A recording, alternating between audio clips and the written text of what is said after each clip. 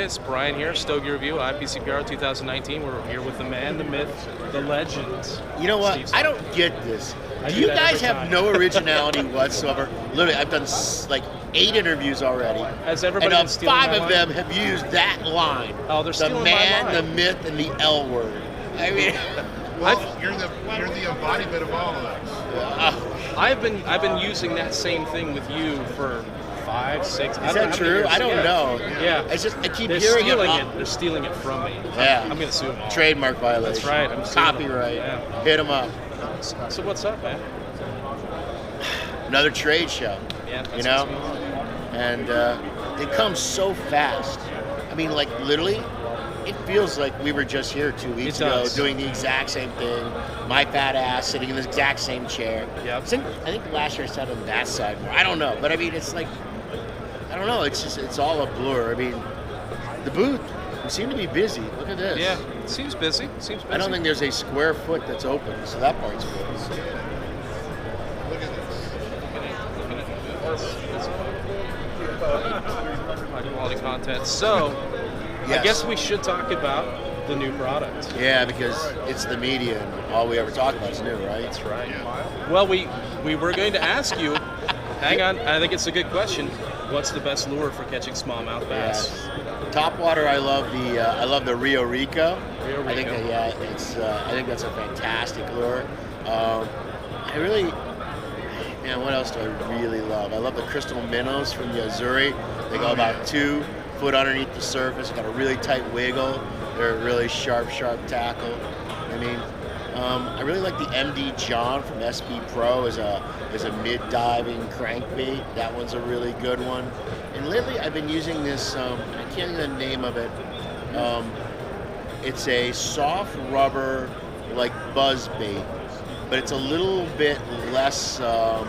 It doesn't churn as much, and it also goes slightly below the surface.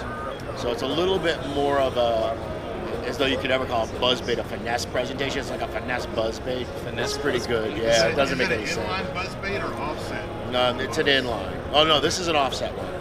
Yeah, this is an offset one, not an inline. Fishing with Saka. Well, right.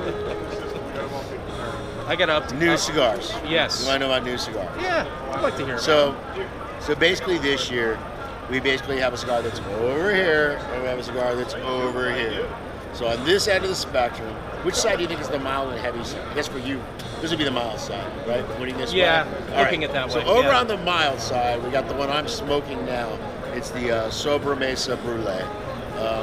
Sobremesa Brûlée is, it's not a very sexy sales pitch, but essentially it's your grandfather's Connecticut. I basically made a classic, mild to medium, blonde cigar, very smooth, creamy. It's got that butteriness. It's got that really nice sweetness on the pre-draw. It's a mild cigar. I think what's going to happen is I think most of the guys that smoke my stuff are going to be surprised because it's way out of my normal genre. And I don't really expect them to become Brûlée box buyers. It's really meant for an entirely different consumer. It's when I'm at an event and somebody says, "Hey, I smoke mild cigars. What do you have?" I say nothing, and let me take you in the humidor and show you 5 or 6 other brands.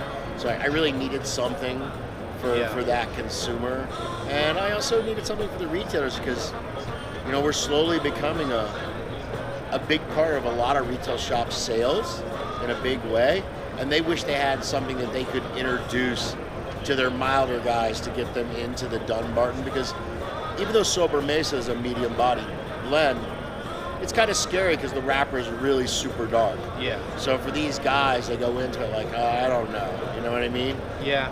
No, I get that.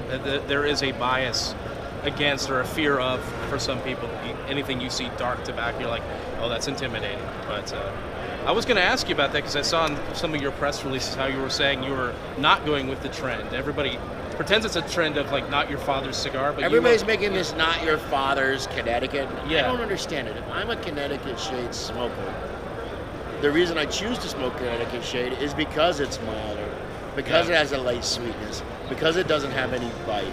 These are because it has that little bit of nuttiness underneath. That's what I want. So making a blend that's really strong, that just has a blonde wrapper on. I'm masking all of the traits of what that wrapper is.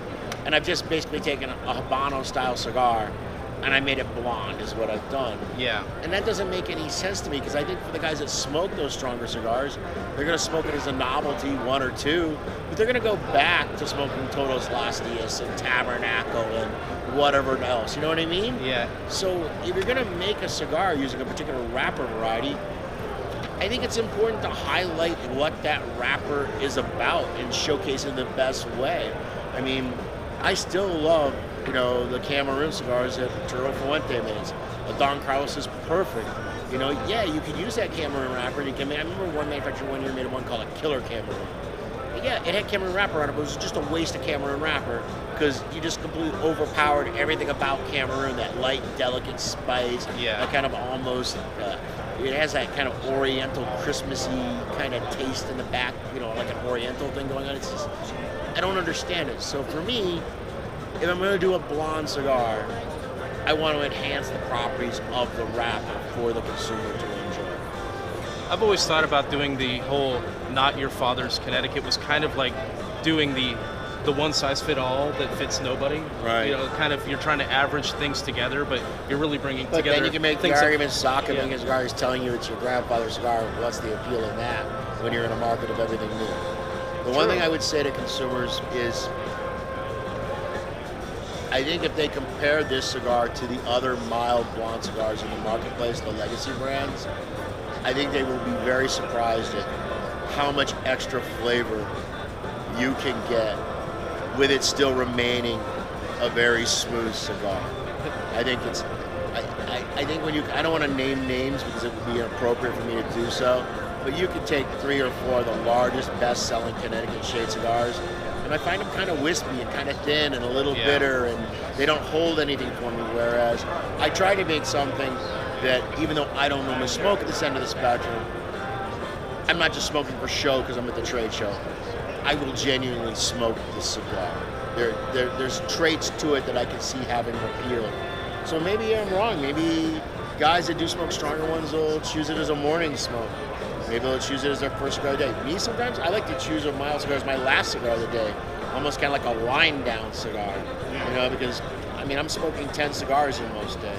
Yeah. So having that one cigar that I just kind of, soften the touch, makes a difference. So then at the other end of the spectrum, which is way over there, we have an adaptation of Mi Querida called Triqui Traca. And the consumer can tell Triqui Traca because I've changed the bands to a red color. You got that flashy red. Right. And what Triqui Traca is last year for Two Guys Smoke Shop, I made a limited edition firecracker. I made another one this year for them, and it's in a 3.5 by 50 format. It's very limited, 500 boxes. And I guess they sold the 500 boxes last year in 2 hours. So, yeah, pretty amazing. I love the blend. What I didn't know is I thought I was... You can tell I'm just rambling here. Most people in the past take an existing blend and they make it in the firecracker Batola with the pigtail. Yeah. And it's the blend just in that size and how it smokes in that size. I took the Mi Querida blend and I tweaked it because if something's called a firecracker, I think it should have more pow, more zip, more bang. Because to me, a name is important. So like Sobremesa Brûlée, it better have a caramel note to it. You know what I mean? For sure. It better have some sweetness to it. Because it's kind of a promise to the consumer and what the name is. So I made the firecracker blend a punchier blend. I really love the blend. Problem for me with the firecracker is it's 3.5 inches long, so I end up smoking 2 every time I smoke one. Yeah. Because I don't want it to end. So I wanted to make it in a larger format. So we're doing it in a Robusto, and we're doing it in a 6x48. And those will be available. So like Brûlée will start shipping next month, right after we get back from the show. And then Triqui Traca will start shipping like the end of September, I believe, or middle of September. I can't remember off the top of my head. So there's going to kind of be something for the real uber geek guys, and we're at the strong end of the spectrum. There's going to be the Brûlée that's for, hopefully they're going to try it, but at the same time it's really meant for somebody that isn't currently a Dunbarton customer. Hopefully we can introduce them to our quality cigars. And what else do we have? We're doing another round of lanceros, but I don't know. I already had made 875 more boxes worth, thinking it was, again, too much, like I thought the first time. And they told me before the show started we were already 100% sold out of the 875 before we even started the trade show. We know how much you love lanceros. Yeah, apparently the name didn't work that time because they didn't leave you alone. You're right. They didn't leave me. Look, I'm not opposed to selling them. I just know long term there's no commercial viability. It's just lanceros are kind of Lancero guys. They buy a box, they smoke one or two, they put it in their Lancero shrine, and then they spend the next 10 years talking about what a great cigar it was. Yeah. You know what I mean? There's not a lot of repeat sales on Lanceros, and that's why I've got to look at the orders that we're getting, because I also have to protect retailers from being stupid. Yeah. You know what I mean? So order too much of it. They order too much, and then they're stuck with it, and that doesn't do me any good either. So it's not like I'm intentionally trying to limit the Lanceros or Sin Compromiso or anything. I mean, I'm in the business to make and sell cigars. But at the same time, too, I don't want to make so many that there's a glut that then for the retail partners, it's a bad experience. It makes them less likely to bring our brands into their stores. It makes it where it ends up at a deep discount somewhere, which also makes it less likely that other retailers are going to carry. I mean, that's one of the things consumers have to understand.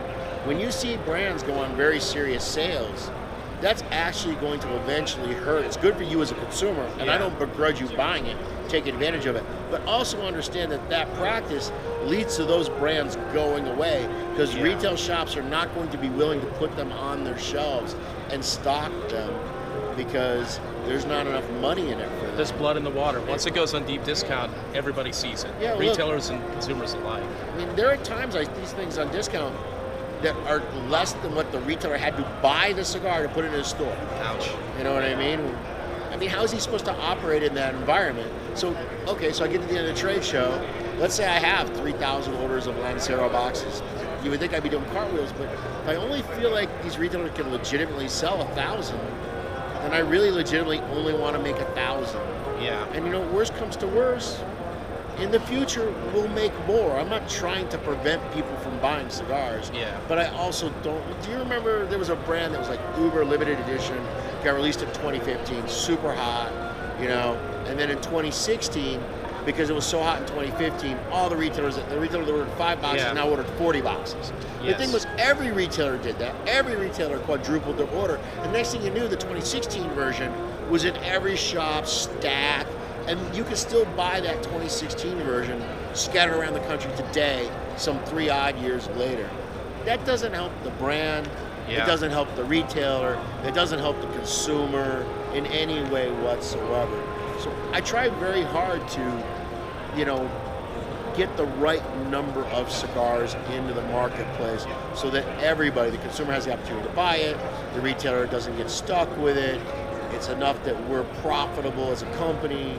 But you got to play the long game. That makes sense, because if you go over the top, you're killing the brand. Yeah. If you keep it at the right level, you're ensuring that it will continue in perpetuity. You know? That's what you want.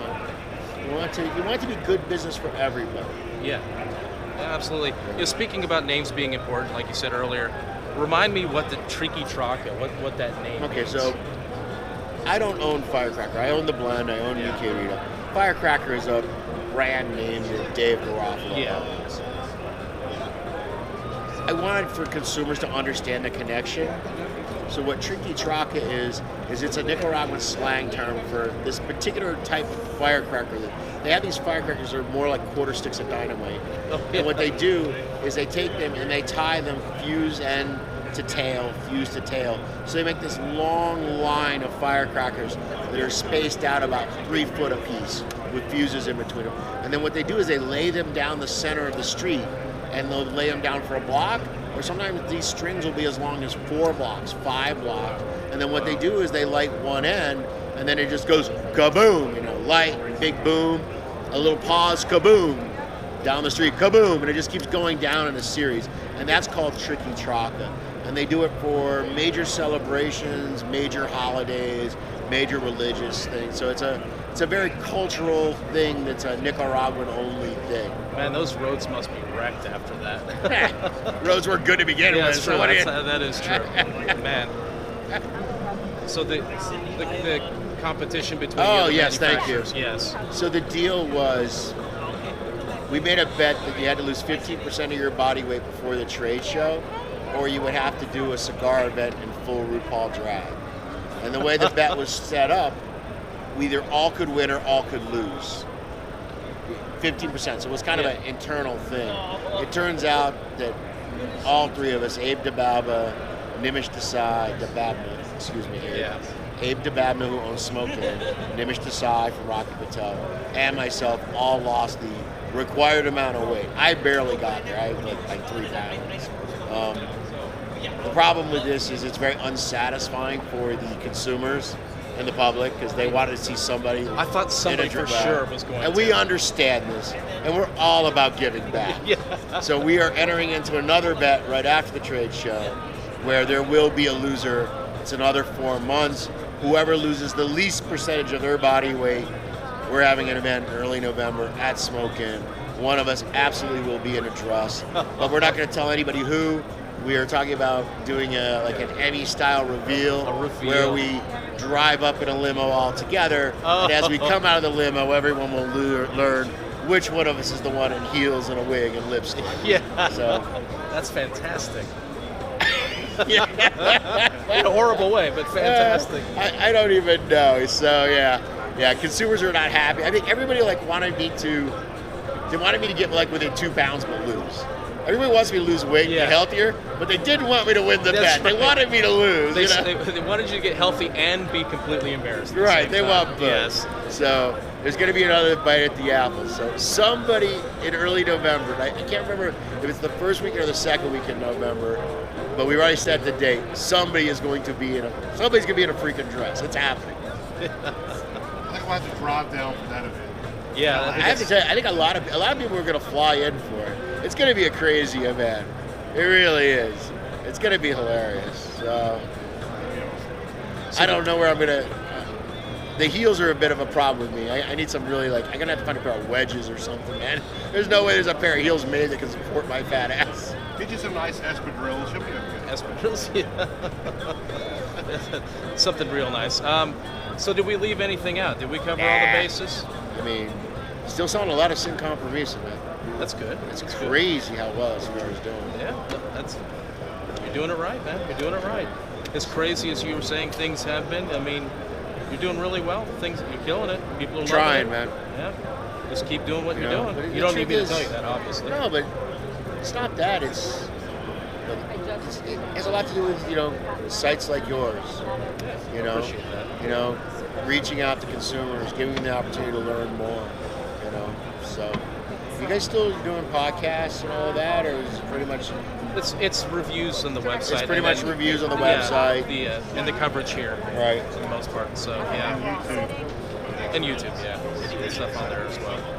We had the podcast was a simulcast with Blip TV, so we would upload it to Blip TV on their video channel. We would link it to the site for the video, but also would publish our podcast. Okay. And when they went under, the podcast went under. And now with YouTube doing their whole non-monetizing thing, that's an issue. It's going to affect. Look, the problem is, this is the thing that and look, this worries me because we reach a lot of our consumers through the various social media platforms. Yeah. Now we cannot use any of the advertising mechanisms, none of the monetization mechanisms, the boosting, none of it. So it's all pretty much organic. But the reality is, I always dread the day that eventually these organizations are going to say, you know what, we want just zero tobacco. Yep. I mean, they could ban it tomorrow. Yes, they could. And then how do we communicate with anybody? Because that's how we all communicate now. And I find that this choosing of what's free speech and not free speech and the corporate control, I'm on both ends of the fence because I'm also... It's their business. They can do what they want with it. It's the same way I feel about retailers. Personally, if you're a good retailer, I don't understand why you don't have my cigars. But ultimately, it's your store. You get to make that decision. I'm not going to force you. I'm not going to tell you you're a moron. It's your business. And I feel the same way. I mean, YouTube is an independent business. Instagram's an independent business. Facebook's an independent business. The problem is there isn't really any alternative competition. So where do you share things about, and just when does it end? Well, it's not as bad as some of the others. Like, I'm a gun guy, so there's all the gun channels. They kind of did the same thing, and then they started just deleting channels without notice. Yeah, of all the gun guys. And we're both knife guys, right? So the cutlery channels were the same way. But now they're starting to do that to them too. So what's next for the tobacco? But I can have a million channels on what? Vape and on weed and I mean, heck, if I want to learn how to hot box with a Coke can, I can find tons of. You know what I mean? It's like, what's acceptable? What's not acceptable? I mean, can we not go to some just universal? Child porn, not acceptable. Okay. Trying to sell drugs across state lines, not acceptable. This I understand, but getting into these individual niche things and hobbies and things that people enjoy doing. I mean, I like to fish. I'm sure there's a lot of people out there think that my fishing is brutalizing fish. There's that argument to be made. So are fishing videos going to be banned because it's just inhumane to catch fish? Well, PETA that's their big thing for the summer, is they're protesting like fishing rodeos and any kind of tournaments. They're there protesting because it's hurting the fish. When does this nonsense end? At a certain point. Because eventually, I can find complaints with something that everybody does. There's some moral reason why I don't think, I don't understand the whole thing with the patchoulis and all those scented things. I hate it. Whenever I smell like that, so let's just ban that too. Because I don't like that. And that drives a lot of people. I was in a bar that was smoke friendly on the way here, and I went in. It's like I learned from past experience. Like, cigar okay? It's like, oh no, sorry. We had some other smokers complain about it. They didn't like it. I'm like, why are you? What in the hell? I don't even get that. It's just, but anyway, don't get me started on that. The thing I don't understand is, look, I understand they're saying, hey, we can't boost it. Yeah. But for people to read my stuff, they have to choose to follow me. Yes. They've consented to receive this information. They've consented to receive it. Yes. It's not like I'm forcing it upon anyone. You don't want to see me? You just block me. You don't follow any of my stuff. You'll never hear two words from me. You know what I mean? Yeah. And that's the part that I'm really having a hard time wrapping my brain around. And I just don't know where it ends. And I don't know where you guys fit into it either. I think the pendulum will swing back at some point. People increasingly will become annoyed by it when it starts affecting Here's them. The other thing that's weird. I feel like we're on the cusp of another little cigar boom happening right now. Things seem to be going really well. I don't know. It's predicting a cigar boom. That's interesting. I'm in favor of that. Yeah, I love it. Look, it's not going to be like last time. Yeah. I mean, that was just unbelievable. But it does feel a little that way. Maybe I'm in my own little bubble, so we're having a really good experience. You are doing well here. So for you, maybe I'm not. Maybe it's not representative. I don't know. So I have to ask, the whole Consumer Day situation. Are you pro? Are you pro. For it? Really? Okay. Yeah. Why are you pro? Because a lot of people I've talked to are not. But here's the reason why I'm pro. I don't know if it's going to work. I don't know if it's a good idea. But I know that what we're doing isn't. It's true. I mean, the attendance has been going down year after year. I'm personally irritated by retailers that don't come to the trade show. I know they say, hey, well, the deals and the cost and this. Not everything can be drilled down to a P&L on everything you do in life. Yeah. I mean, if this was the standard, I would never go to a store and do a cigar event. I lose money every cigar event. If I go to a store and I sell 100 boxes, it's worse for me than if I sold 40 boxes. I actually come out ahead selling 40 over 100. You lose money at every single cigar event you ever do. So why do you do it? You do it because you want to show support for your retail customers. Yeah. You do it because you want to have interactions with those consumers. You go because you want to have time with the staff so you can better educate them about your products. So you can't just drill everything down to, did I make money, lose money? I think coming to the trade show is part of being a cigar citizen. It's part of being in the ecosphere. If your livelihood is selling handmade cigars, I don't understand how you can't take the time to come to the one largest trade show in the world for handmade cigars. I don't get it. So, hey, if they're not going to come, consumers are dying to come. We know that's the case. And I think it'll bring a lot of energy. Now, does it change things? Yeah. But I know that what we've been doing hasn't been working. So what's the worst it could be? It could be a total clusterfuck, right? Could be. So we don't do it again. But what's the harm of trying something different? Oh yeah, it's going to cost me some extra money. Look, as you can tell, I don't spend a lot of money on the booth. It's very utilitarian. You know, I'm going to have to dress it up a little bit now because I know that it's also going to be a consumer projection. You know what I mean? But I need to make a bigger booth anyways, so I was going to have to do something. So maybe they'll destroy my display product. Okay, so I'll have another set of display product ready to go for the next day. And these are all workable. You've already thought it through. Yeah, okay. I mean, I'm willing to try something. Okay. That's a pretty good argument. That's just reason. And I think if retailers are smart, they should use this as a mechanism to actually improve their relationship with their customers. Because I guarantee you, in every shop in the country, there will be at least 3 guys, and in some shops there will be 10 and 20 guys that would love to come for that day at the trade show. So be the master of ceremonies. You sell the tickets to those consumers in your shop. You spend that day with them. You come on the show floor with your guys, and you take them around and introduce them personally to George Padron and to Nicholas Melillo and to Steve Saka. You know what I mean? You have that interaction. I think you can use it as a way to really have a good bonding experience that will benefit you back at the shop. You're going to be taking those consumers, and they're going to go back, and they're going to be enthusiastic. I think if a retailer really thinks about this, they can really use it to their advantage in a lot of ways. The other thing, too, is by them getting to come in the first day, you're going to get the opinions of what those consumers thought of those new cigars. Maybe there was something you thought you were going to buy that, you know what, I don't know anymore because it didn't do well with my 10 best guys that came with me to the show. Or maybe there's something that you would have never thought of that 6 of them say, you know, I'm really interested in trying this. You know what I mean? So I think some of the retailers are not really thinking about it clearly.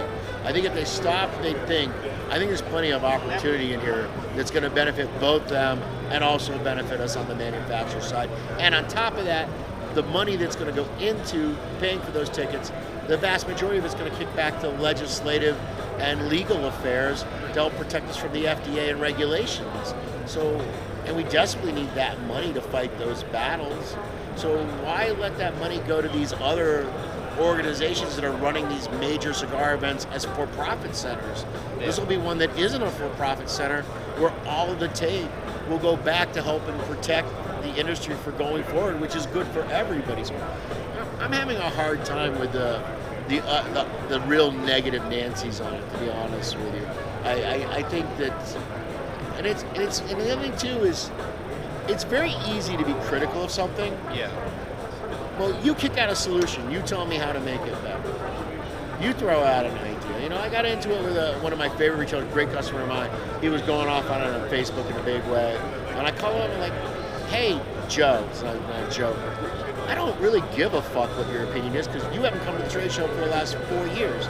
You don't get to have an opinion as far as I'm concerned. Oh, really? Oh, so... You know what I mean? So you have a lot of people online that have opinions about it, but these are people that have stopped coming to the trade show already. So to me, why is their input relevant if they're not taking the time to come to the trade show? I have seen that where a few people, well, this is why I don't go anymore. And I don't begrudge a customer not coming. Yes. It's okay. But also, you don't have to be overly critical when you're not directly impacted by it in any way whatsoever. Understood. Yeah, great. I just lost a ton of customers with this section. So burn it. Burn it. Bury it. Leave it for Geraldo to not find 40 years from now. That's right. In those vaults. In the vaults. Put that one in the vault. Well, I think we've covered all the bases. Covered everything, man. We've been here forever. Go away. All right. Well, thank you for talking to us. We'll get the hell out of the way.